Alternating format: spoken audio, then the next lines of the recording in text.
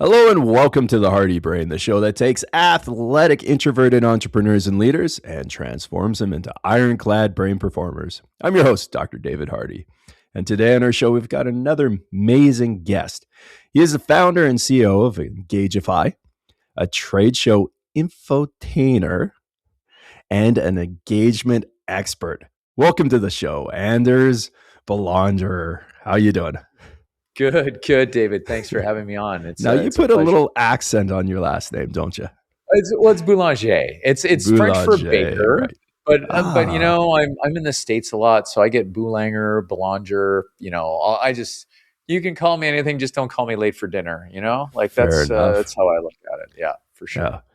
Now, just even a little tweak on somebody's name can draw attention, right?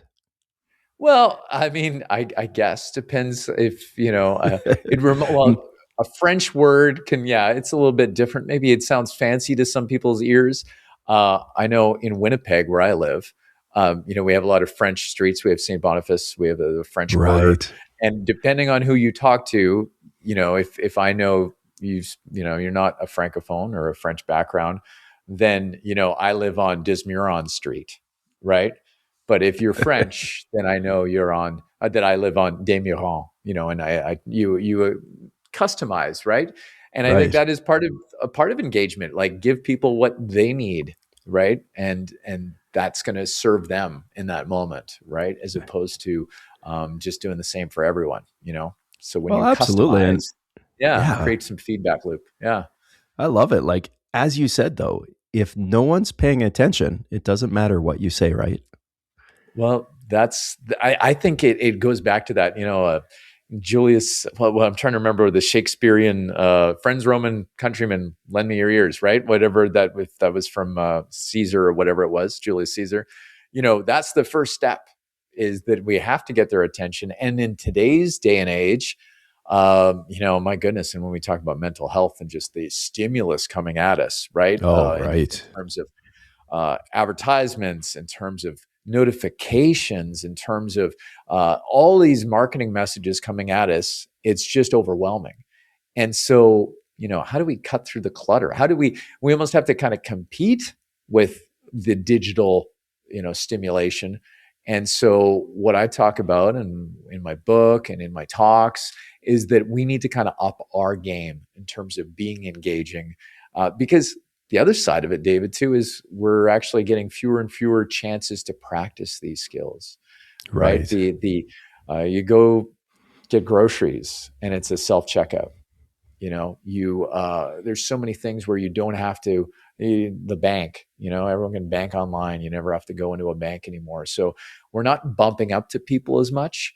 And so, and younger generations kind of just never developed some of these, interpersonal soft skills. So that's what we're kind of waving the flag about, is the fact that we have to engage first, and then we can communicate. Then we can sell, persuade, influence, educate, whatever that next step is. Right. Now, you're a master at this, so let's just start out slow. What are just easy ways to engage somebody and get their attention before you start rambling about whatever it is that you're? Well, let me ask for context. Are we talking in person? Are we talking virtual? Let's go with the grocery store. The grocery store. Well, I mean, and in the grocery store, you may not want to engage. Like, everyone's different. Everyone's wired different. Right. So you're not like dropping soup cans. Yeah. I mean, and there may not be a point to it, right? I mean, we're often teaching salespeople how to engage, or marketing people at trade shows, because it means business, right? If they don't engage, they're not going to have the valuable conversations and start creating pipeline and closing deals and all that kind of sales business side of stuff. At a grocery store, here's the thing: as I like to, if there's an opportunity to maybe put a smile on someone's face, I like to kind of do something like that. Right? Yes. And so you have to have a willingness to engage. And so many people are kind of shut off and living in their own little world that they don't care to. Right. So I think that's kind of the first step, is kind of wanting to just kind of take a few risks and put yourself out there, and just like, there's there's an opportunity to comment on something, or kid with someone, or just actually say hello and be very present with someone and just say Mm-hmm. hi. Like, presence is so having people being fully present, and they're not checking their watch, their phone, and looking around, seeing what else is going on, who they else should be talking to, right? We were Right. actually talking about being at a convention, which is a very, highly extroverted place, right? That could happen there too. People going, oh, who else do I want to talk to? So if you just, like you said, we just slow this down. If you're just really present with someone, it's such a rarity that it can kind of touch people in a way and stand out in their day. So when we engage with people or we want to capture attention, something that creates contrast from the norm, a pattern interrupt, you might say in psychology, right? Yes. The idea that something is changed, something is different. One of the pattern interrupts I use in trade shows, where again, people are walking by, there's all kinds of booths and all kinds of offers, is I fan out $2,000 and then I throw it on the floor, and then I kneel down by it and I start talking. And it's just such a strange thing to see someone, kneeling in the aisle with $2,000 on the floor, and they're like, what's he going to do? And it opens up all these story loops and all these things. But it is a pattern interrupt. It's like, what is going on here, right? And whether that's sometimes a good question or a bad question, depending on where you take it next, you can then, harness that attention you've hijacked. Okay. But we want to build connection after, we capture that attention. And so involving people, using their names, giving eye contact, uh, establishing rapport. Sometimes that means actual structured rapport in terms of mirroring and matching body language.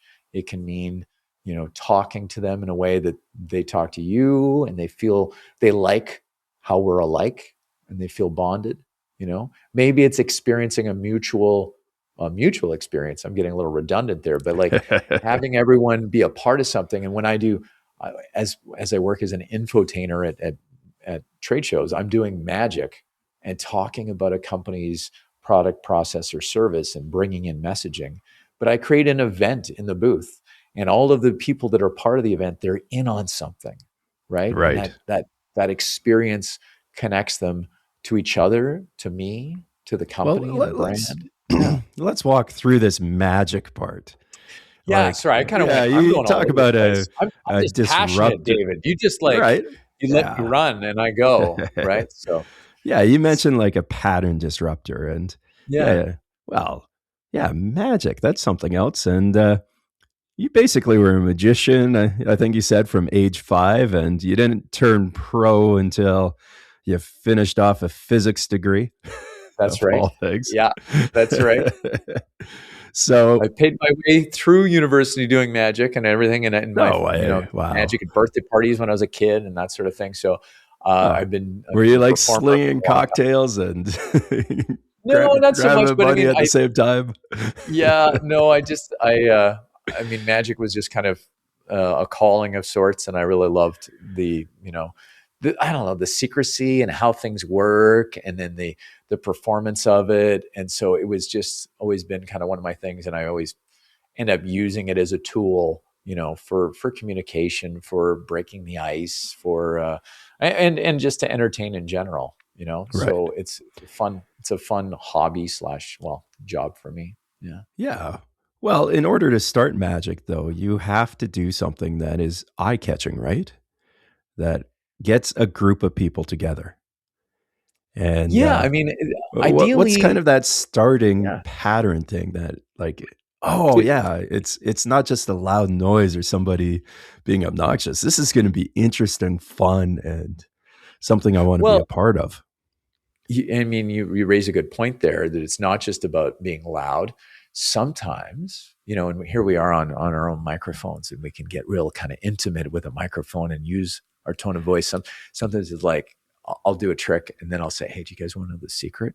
And then everyone leans in, and it's Right. usually a joke. I'm not really telling the secret, but part of that engagement, part of again, the contrast, or the dynamics that make things continually be interesting, is that there is change. Yes. So some things, you may need to play it big and be loud to begin with, and then you might need to bring it down, and depending on the audience, depending on the context of the situation, you might do both, you might do one, you might do the other. And so when I do magic, I usually would start kind of with something big to eye catching, if I was doing a stage show or something to catch people's attention. And once you kind of win them over, they kind of get to know you a little bit, then you can kind of slow down a little bit and, All right. Walk us into this try to win them over part. I feel win like them over. you've got their Yeah, attention, but now yeah, you got to keep that attention and I also get know, I them know. connected to you. Yeah. So I do, there's a few things. And I often go to my trade shows just because it is such a difficult environment, right? All the Yeah. distractions, all these things happening. You have all these strangers that you're starting to assemble around you. And their only real connection is, well, they might be in the same industry. They might, Yep. they're hanging out together. That's the other thing. But I want them to kind of, gel together, and I'm trying to win them over. So I often do an effect where I get someone to pick a hand, and they make a fist and they put it behind their back. So they're putting their fist behind their back, and they're at the end of this row of people that I kind of have wrapped around me, or a horseshoe of people. Okay. And I'll go to the other person on the other end, and I take a Sharpie mark and I write an X on my hand, and then I give them a fist bump. And then they give a fist bump to the next person, and then they give a fist bump to the next person. It goes all the way around over to that other person who brings their hand out from behind their back and fist bumps. And I show that my X in Sharpie, it's gone now. And the person who had their fist behind their hand brings out their hand, and now they have the X. And so it's, I do it. I say that we're going to connect with each other, but it actually does connect each other. It changes the moment. And what ends up happening is everyone just kind of feels they've actually physically touched each other, right? Right. When you enter into someone's personal space that they reserve for friends and family, you start Yes. treating them how you might treat people that are a friend or a family member. And so there is some kind of, so I do a lot of things that you might call psychological, or just to make them feel safe, feel connected. And then of course they're in on the joke too, right? Anyone new who comes, the X thing, they won't get it. They won't understand. It's just the people in the beginning. And so I also then will start having them move a little bit closer to me. Part of that is the closer they get to me, the more they feel my energy. And I actually will joke sometimes with a crowd of people, and I'll say, like, we got to lock. Everyone's going to. It's almost like feng shui. Like you got to trap the energy, the swirling vortex of energy that I give off, right? But the idea is, if you watch from too far away, and if you've ever been to a theater that was half empty and you're sitting in the back, it doesn't feel very good. It doesn't feel like a very good show. The proximity, to the actual action does matter. And when we look at, an experience. Do you find like the group starts to build behind that at like a trade show? Oh, yeah. You bring these people in, they're engaged, and all of a sudden you've got a bigger audience. Yeah. And that's my goal, is to build the crowd out. But part of the reason they're stopping, the hardest part to stop, is the first group is Yes. that they don't see a reason to stop or whatever. But once you have, 3 people standing there and you're talking to them, other people start getting a bit of FOMO. They start going, what's going on here? And the bigger the crowd gets, the easier it is to build an even bigger crowd. And P.T. Barnum said, nothing draws a crowd like a crowd. So, that's kind of that's what it's about. And that's why companies bring me in, because they want to increase the leads. So they'll scan all the badges, but also we're then leveraging the message that I'm integrating into the presentation. So they're hearing why they should do business with the company that hired me. So how do you make that shift though? Like people are now around you because they want to be entertained or they feel close to you. Right. And now there's a pitch coming. Is that kind of the idea? Exactly. So how do you, and Well, yeah, trade shows, like some of them are there because, yeah, it's their industry, but this is their chance to just socialize and have fun. They're maybe not yeah, I looking mean, to buy anything. there's still serious business happening there, but Yeah. what typically we do is we'll do we message integrate it in an artful way that we're telling a story, but we're also doing the magic at the same time. So that's why we call it infotainment, because the two Yes. are bonded together. And you at the beginning, I don't talk about the company much because it's that winning Right. over Yeah.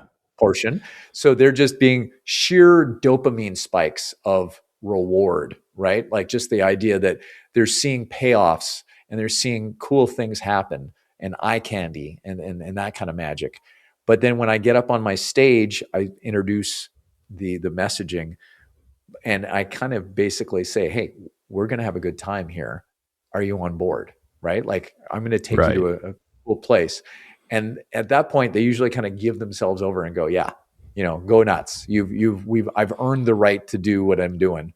And then I bring Exactly. in the messaging. And when they see how it's artfully woven into the presentation, they actually enjoy it and they appreciate it because it's done in a clever way that they're not just sitting there listening to a marketing message, right? Right. They're being Exactly. entertained while it happens. And Marshall McLuhan said something to the effect of, if education and entertainment, you can't have one without the other. You need them together, right? You And do. that's yeah, Absolutely. yeah. Yeah. So Yeah. There's a whole reason there's the science shows on TV are about, yeah, making it fun and exciting.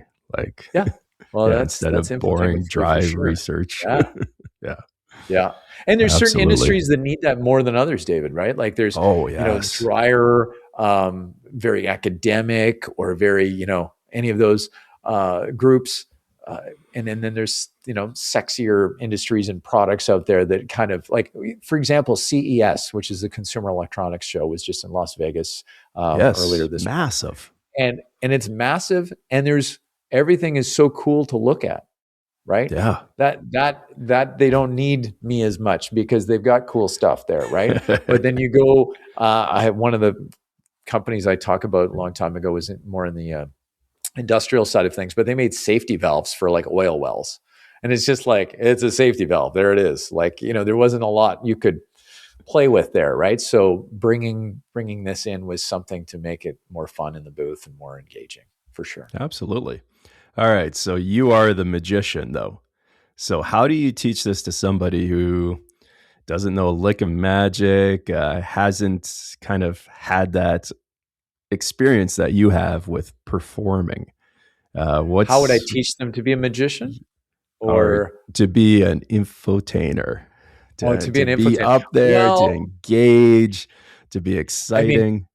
Like infotainers are what we there's got to be a use at the lot of, trade shows. yeah, a Yeah. lot of Um, tricks that you have yes, that most there are a people lot of tricks. don't. And we don't at Engagify at my company, we don't typically train people to be infotainers. We do find some that become our infotainers, but they usually have this background in magic. And then we're able to teach them the message integration and the trade show side of things. So they typically have the performance piece already. Okay. But for people who are wanting to like be more engaging and they're like, yeah, well, it's easy for you. You're a magician. It's like there are a lot of things we can do that don't need magic, right? Right. Like you mentioned, dropping money on the floor. Well, Like that's a and again, great one. If context you have specific, that $2,000 in works. your Yeah, pocket. it works in that situation for me. But for someone who's not doing trade shows, someone who's not a magician, listening to this podcast, humor might be something that is a little bit Yes. more they're comfortable with, right? Well, And let's I dive often, into that one yeah, because, sure, yeah, magic is about kind of these sleight of hands or changing patterns. What somebody expects doesn't happen. It's something else.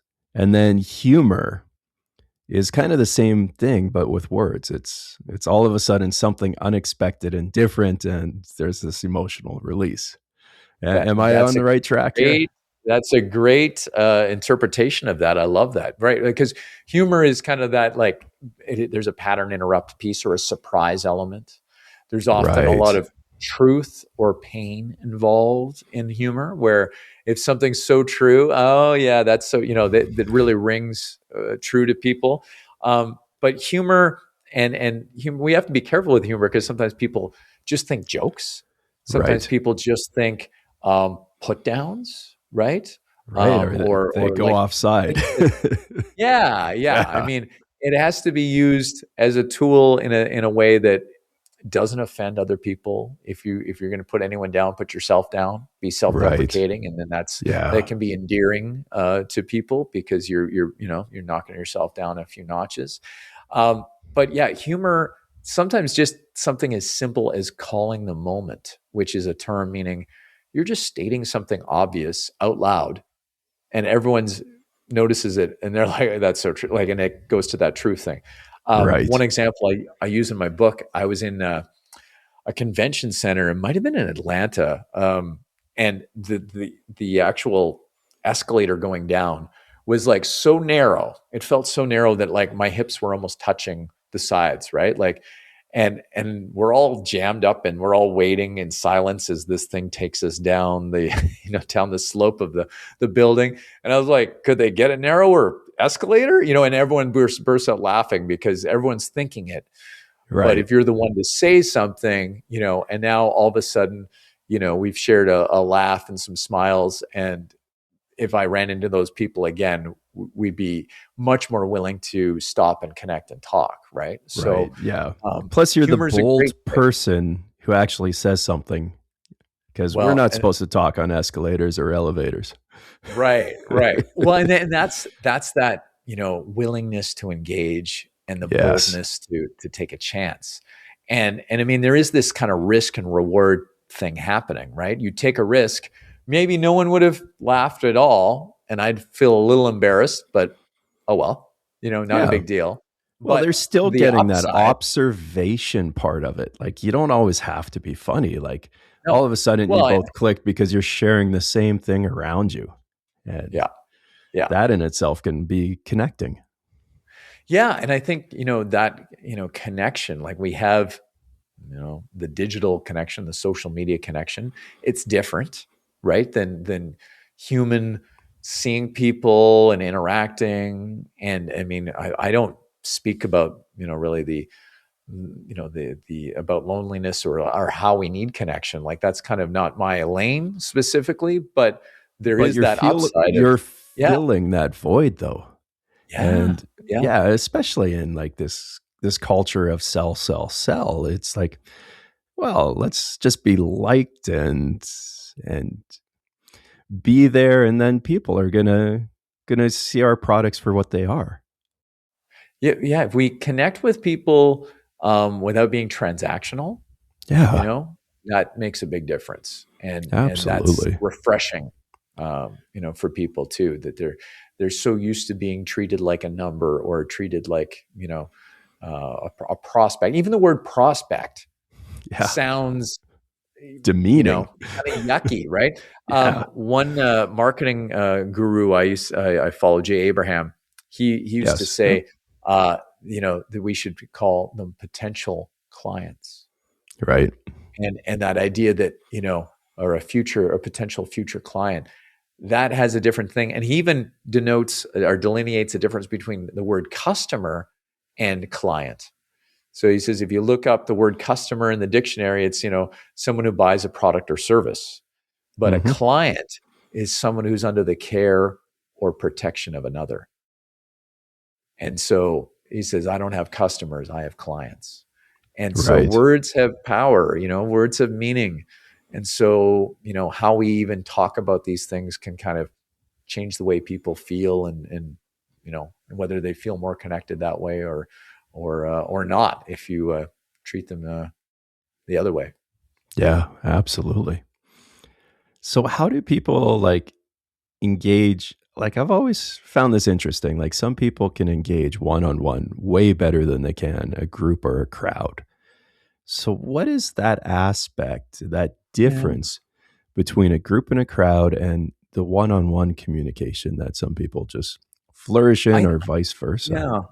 That's an interesting idea. I mean, it really goes to how people don't like to be speaking in front of a crowd, right? Right. Yeah. Uh, The well, most spotlight people. I know effect. you do, but like, there's the spotlight effect. So I think there's something, it becomes people start thinking about themselves more. They start kind of, just getting self-conscious that way when you have a Right. bunch of people, where one-on-one you're just having a conversation. It's much easier to kind of forget yourself and just get into the conversation, right? Like right now, people are going to be listening to what I say here in this podcast, right? I don't want to say, but if I just have this conversation with you, David, and we just kind of stay in the moment, it's a lot easier.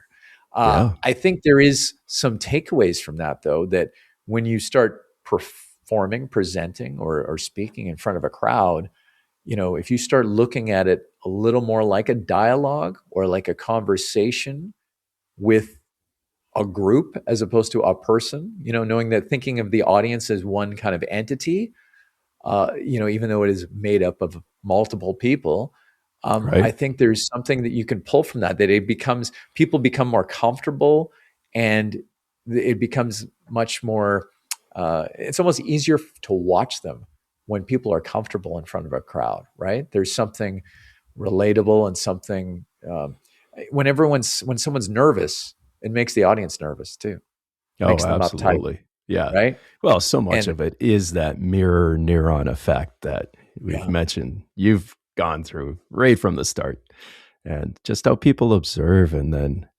yeah, okay, well, what's the other person doing? And yeah. like I've also heard that people are more engaged if they think the person talking to them likes them. Like they may not Mm. like that person, but if that person likes them, they're more engaged. Well, I think, yeah, likability can play a big role in looking at, what kind of signals we send to people too, right? To Yeah, create that. Like absolutely. there's a lot of body language that you can go into, warmth cues to show that you're interested in someone. You square up to them as far as your what they call fronting, so that Hmm. you're giving them, you're square to them. Your feet are pointed at them. Sometimes your feet are pointed away, and that's kind of sometimes a signal like they want to leave the conversation.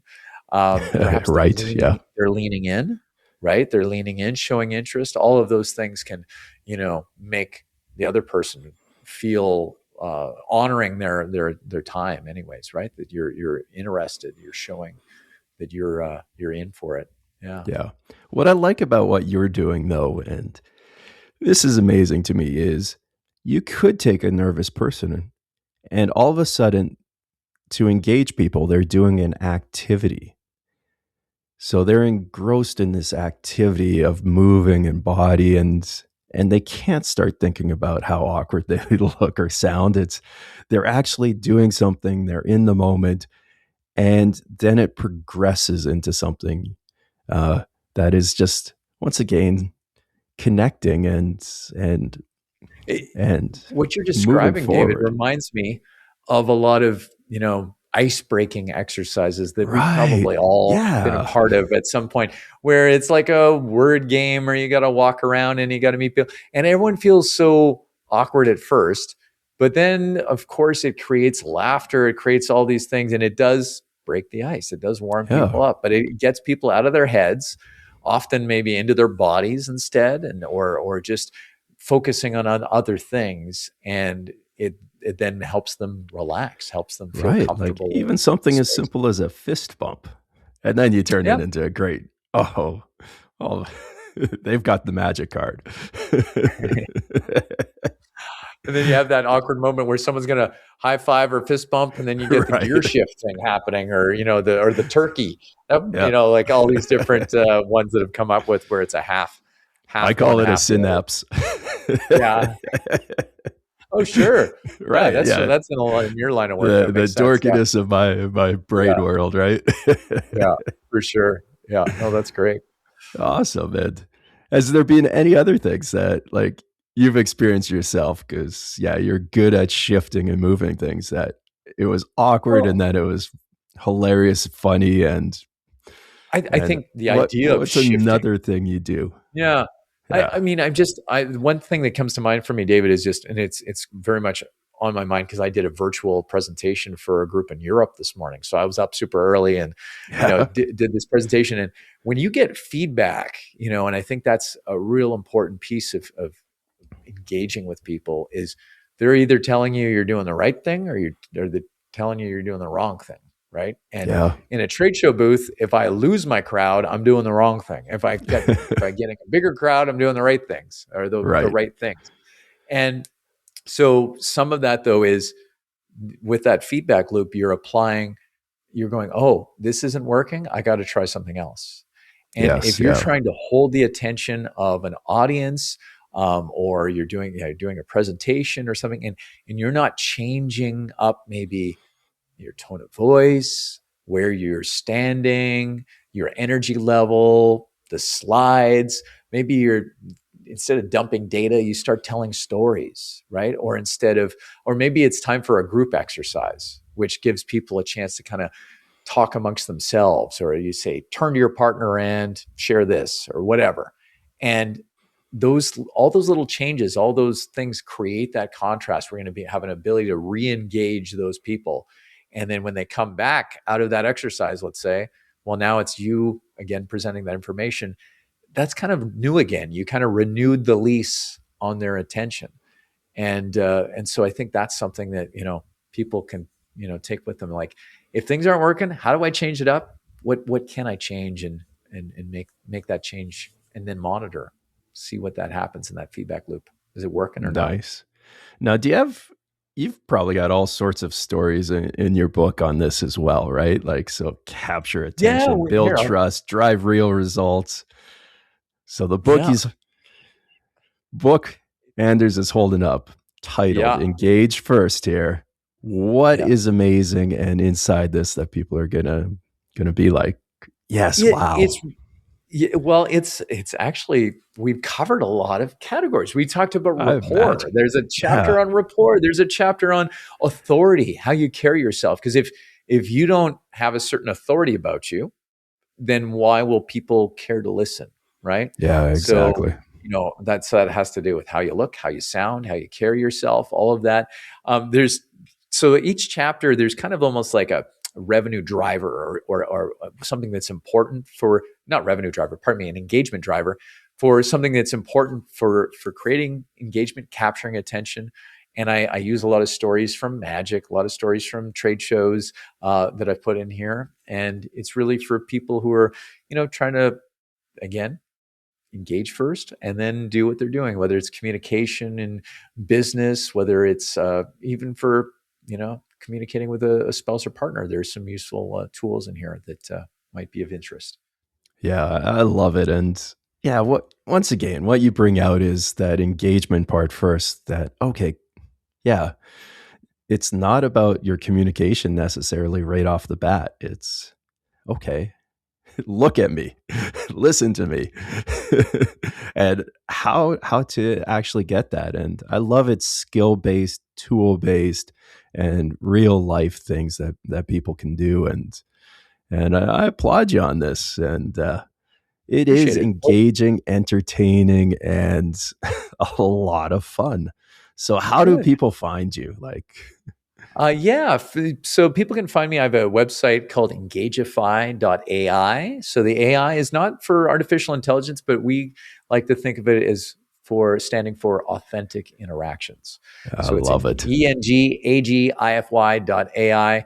And then you can reach out to me on LinkedIn. And it's just Anders, Anders, and then Boulanger, going back to the beginning here, Boulanger. And you can reach out to me there, and I'd love to connect. And my book's available anywhere books can be purchased. So, thanks for having me on. Absolutely. Definitely check out Engagify.